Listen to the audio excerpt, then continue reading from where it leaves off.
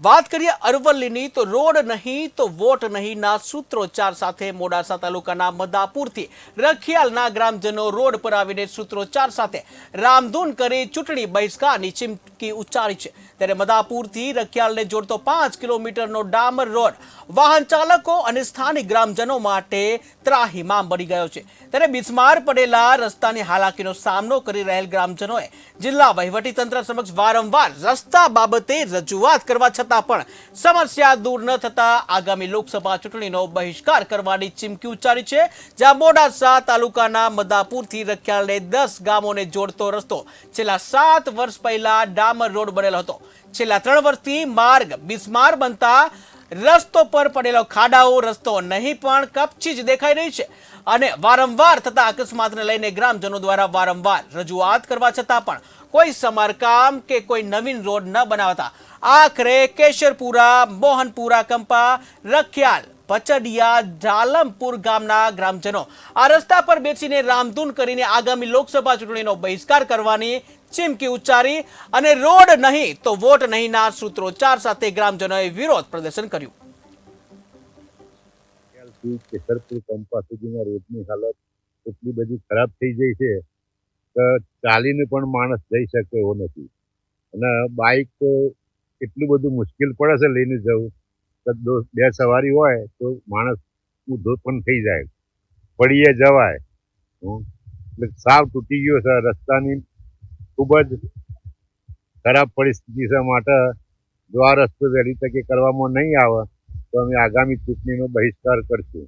મોહનપુર કંપાથી રખિયાલને જોડતો આ રોડ બિસ્માર હાલતમાં છે। રોડની કોઈ કપચી તો દેખાતી જ નથી, રોડ તો દેખાતો જ નથી, કોઈ સાધન પણ ચાલી શકતા નથી, ખૂબ ભંગાર હાલતમાં છે અત્યારે। અને સરકારને વારંવાર રજૂઆત કરવાથી સરકાર પણ કોઈ ધ્યાન નથી આપતી અને અમે આ સાલ જો રોડ નહીં બને તો કોઈ વોટ અમારી જે 10 કંપા જે છે 10 ગામ છે એ કોઈ વોટ આપવાના નથી સરકારને। જ્યાં સુધી રોડ નહીં બને ત્યાં સુધી કોઈ વોટ આપતું નહીં। અને આજે ઘણા બધા ત્યાં એક્સિડન્ટ પણ થાય છે રોડના બિસ્માર હાલતના કારણે।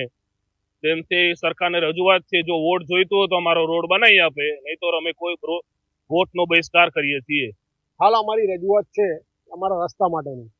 છેલ્લા 7 વર્ષથી અમે પ્રયત્નો કરીએ છીએ રસ્તા માટે, તો આજ સુધી અમારું કોઈ રજૂઆત સાંભળવામાં આવી નથી। જિલ્લા પંચાયત, તાલુકા પંચાયત દરેક જગ્યાએ છેલ્લા 3 વર્ષથી તો એટલો બધો અમારો રસ્તો ખરાબ થઈ ગયો છે, એટલા બધા અકસ્માતો થાય છે કે એની કોઈ વાત થાય જ નથી।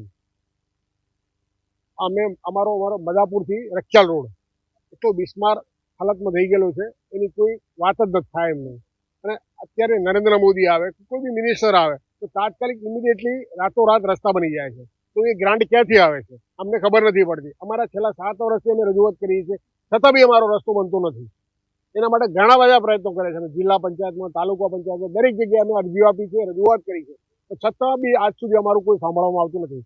આ જ રીતે ચાલશે તો મેં આજ પછીના જે ઇલેક્શન આવે છે, હમણાં જિલ્લા પંચાયતનું ઇલેક્શન આવે છે કે સંસદનું આવે, જે બી આવશે અમે એનો બહિષ્કાર કરીશું। છેલ્લા 10 થી 15 ગામડા છે અમારા આ રોડ ઉપર, પણ કોઈ વસ્તુ સાંભળવામાં જ નથી આવતી અમારી। આજે અમે અત્યારે રામધૂન કરી, રોડ રસ્તો આંદોલન કર્યું, રસ્તા રોકો આંદોલન કર્યું।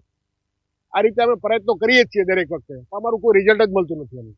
આ જે અમારા મોડાસામાં જે મેઇન રસ્તો ખરો ને બહુ ખરાબ હાલતમાં થઈ ગયો છે। છેલ્લા કેટલાક સમયથી વારંવાર રજૂઆત કરવા છતાં બી એ સંજ્ઞાન કોઈ લેતું નથી।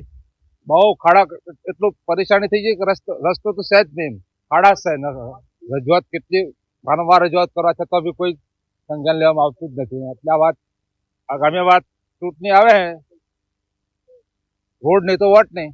અમારે અહીંયા લગભગ આજ હું 30 વર્ષથી આ કંપા અંદર પરણીને આવી છું, પણ આ 7 વર્ષથી અમારા રસ્તો એટલો બધો ખરાબ થઈ ગયો છે કે અત્યારે અમારે આવવામાં, છોકરાઓને ભણવા જવામાં કે અમારે ગમે ત્યાં જવામાં એટલી બધી મુશ્કેલો પડે છે અને અકસ્માત વારંવાર થાય છે।